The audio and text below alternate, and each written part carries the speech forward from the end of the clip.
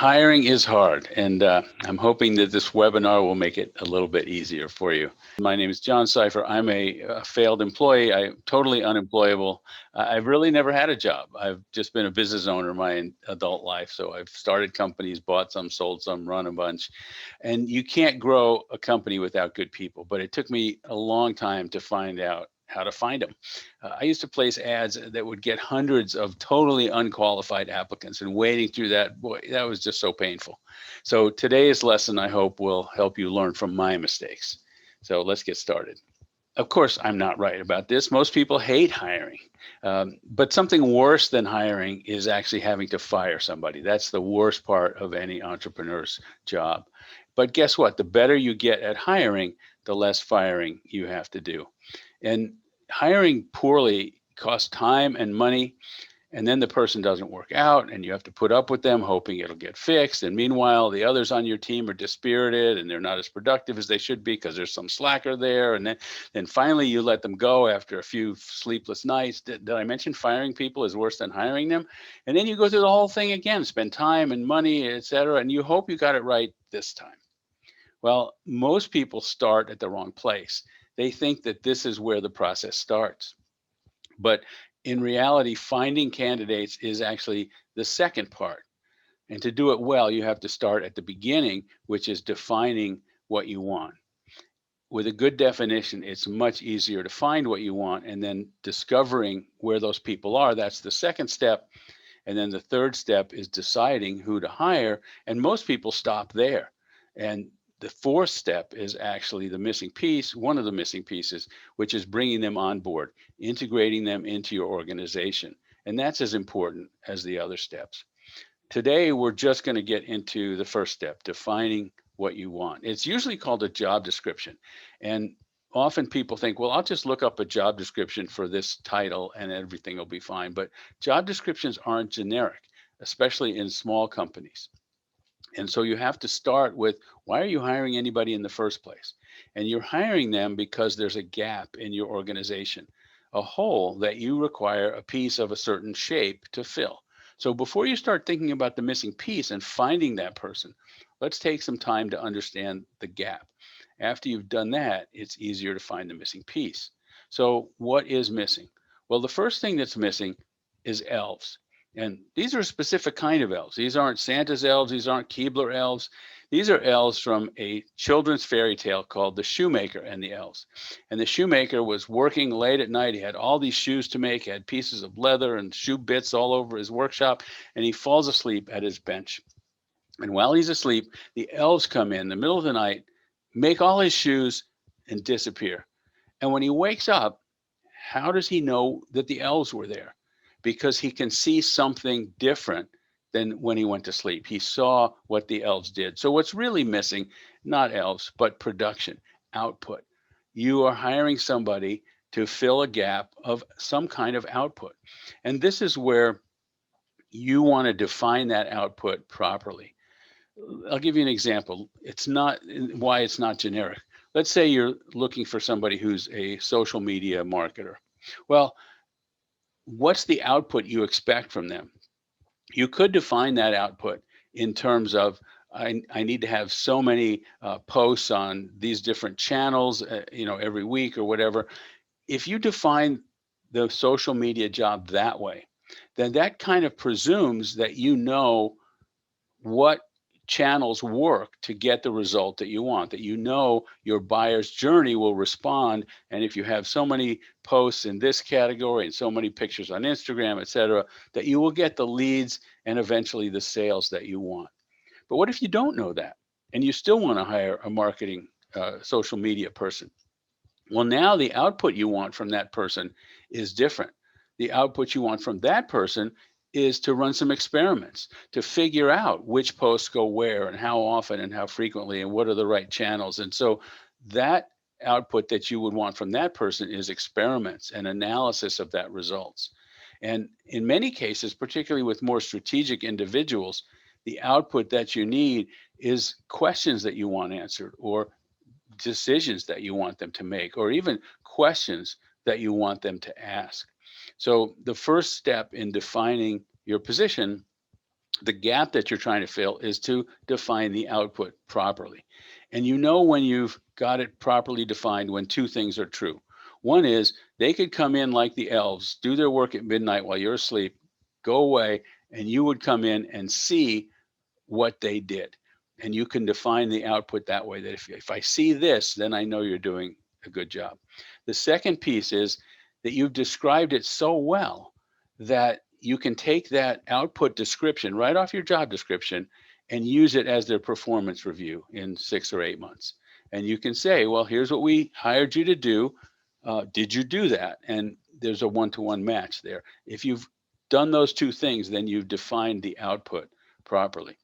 There's some other things in defining the position, but they're all minor compared to the output. I'll mention them briefly.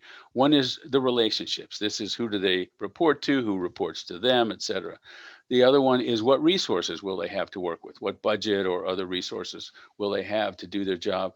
And the other is there may be some extras that you kind of assume this person will do that aren't technically a part of their job description. Well, it's worthwhile putting those down. So, for example, maybe this is the person you expect to coordinate your holiday party, or they're the one that will be escorting out of town visitors around, or something like that. And it's not really a part of their job description, but it's worth putting in your definition of the position. So you can see how these four things, with output being the most important, they actually define the hole in your organization that you're trying to fill. Once you've done that, now we can look at defining the piece. The piece is what you expect that person to bring on board, to bring to your company. And it's important when you do this part that you really distinguish what's absolutely required from what's nice to have. So do they really need to speak French? Do they really need to know this much detail about XYZ? And the reason it's important to lower those requirements to what's really required is because you'll get a much more diverse and a much broader applicant pool if you do that. There's been studies that show women particularly do not apply to a job unless they feel they can meet 100% of the requirements. Guys, for example, will do the opposite. If I'm 50, 60%, I'm good, I'm going to go there. But you want more women, you want more diversity, you want more a broader pool. And so you want to lower those barriers. Google has done a lot of research on this internally, and one of the things they found is that a college degree is not actually required for a lot of their jobs. So they've stopped putting that in the requirements. And that's really something to think about. Often that's kind of put in there just because, and then you go, well, wait a minute, do they really need to know this? Or could we hire somebody with less requirements? So make those requirements absolutely required and not just the nice to have. The thing that shows up on most requirements is skills. This is the most common thing described in a job description, but it's often the easiest to do without, particularly with entry-level people. These are skills can be taught and learned on site, and if people have the right characteristics other than their skills, as we'll get to in a minute, then it's sometimes better to hire the right person and train the skills than hold out for the right skills. So skills are one of the missing pieces. The other thing that you expect somebody to bring to the job is knowledge of certain areas, knowledge of certain techniques, whatever. Another one is relationships. These are people that you expect that person could come in and the people they have connections with would return their phone calls, for example, or return their emails. Often people hire salespeople expecting that they'll come in with a book of business, that they'll come in with a whole bunch of customers that they can call on, et cetera. Doesn't always work out as good as they hoped, but it's something to think about. But the most important part in defining what you want that person to bring is character traits. This is the most important part because it doesn't change. It's hard enough for a person to change their own character traits. It's virtually impossible for an employer to try to do it. So if you hire somebody with the wrong traits, you're going to be stuck with that person. And by character traits, I don't mean are they honest, are they hardworking? Those are the character traits that obviously you want those, but the opposite of those, nobody wants those. I'm talking about the character traits where one side of the trait is great for a certain job and another side is terrible for that job, but terrific for a different job. I'll give you some examples. So if somebody is somebody creative, or are they detail oriented? People who are very creative tend to have a lot of new ideas, but they don't always get the details right. People who are detail oriented aren't always creative. So think about the social media person we were talking about a minute ago. For those two different aspects, the different output that you'd expect, you'd want one to be very analytical and very detail oriented, and you might want the other one, to have more ideas and be more creative. Is somebody a take charge individual, or are they better at following directions? Is somebody collaborative, or are they more independent? Is somebody a quick learner or not? What's required in those character traits for this particular job? Not the kind of person you just want to have around, but for that particular job. Are they outgoing? Are they introverted? Are they motivated by money? Are they motivated by hierarchy and power, or social or other things? So these are things to think about.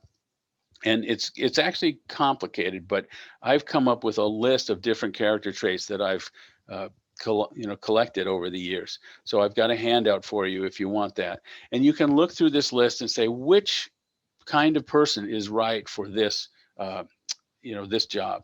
And one of the ways you can do that, if you've had somebody in that job in the past, or if you had multiple people, you can look at what character traits are similar among the people that were successful in that job, or the ones that were similar in the people that weren't successful at that job, and maybe pick out the kinds of things that you're looking for. So these are the four parts of defining the person that you're looking for, what they bring to your company. And like I said, character traits are the most important part. The third thing you have to do is define the offering. Why should they work for you? Hiring is a sales job. You're trying to sell somebody. Once you've determined that they're the right person, you're trying to sell them on coming on board with your company. And so you have to offer things that they want. Obviously, salary is part of it, benefits. Many small companies think, well, we can't afford benefits like the big companies can. And maybe that's true, but there may be advantages to working with your company that a big company can't offer. Maybe you have flexibility. Maybe you have a certain career potential. Maybe they can work with different kinds of customers, or different kinds of projects that they work on that they couldn't get in a big company. So think about the actual benefits of working in your company, and that becomes part of the offering. So once you've got these three things together, you've defined the position, you've defined the missing piece, you've defined the offering, you have what I call the hiring canvas. So that's where you map out this, and I've got another handout for this. It goes into what we just covered in a little more detail and gives you a place to write down, this is the offering, this is the missing piece, this is the stuff that I'm looking for to fill the gap here.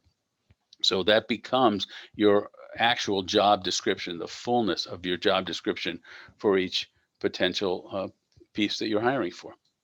But wait, there's more. If you call right now, um, the one thing I want to mention is that the hiring canvas that you just did is not the ad that you will put on Indeed or wherever you put your ads.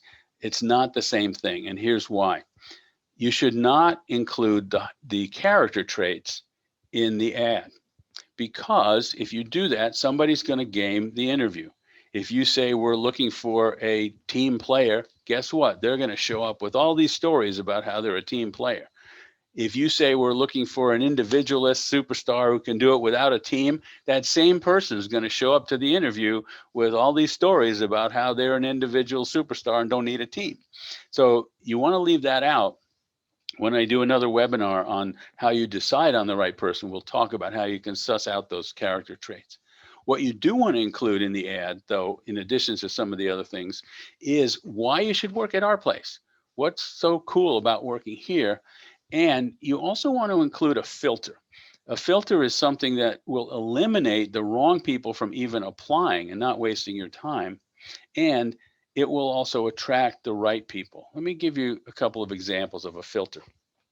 I knew a guy who had a company. They had trucks that went around to different businesses, and they took those those welcome mats that had the company name and logo on them and stuff, and they brought them every week, and they cleaned them and brought them back. and his trucks left the warehouse at 6 in the morning. So his filter was, if you want to apply for a job, we do our interviews at 6 in the morning. Show up at the warehouse. Because if somebody wasn't going to show up for the interview at 6, they certainly weren't going to show up on time. Another one is if somebody needs a good phone voice for this particular position, well, have them call and do a phone interview first. Give them a specific time to call, or we do this on Wednesday mornings. Here's how to schedule it, and then do the phone interview first. Another company I worked with, they're hiring entry-level bookkeepers, and they expect a certain amount of knowledge of bookkeeping, even though it's an entry-level position. And they were getting people that just had no clue. So they put a quiz online. If you want to apply for this job, click here. It was a Google form.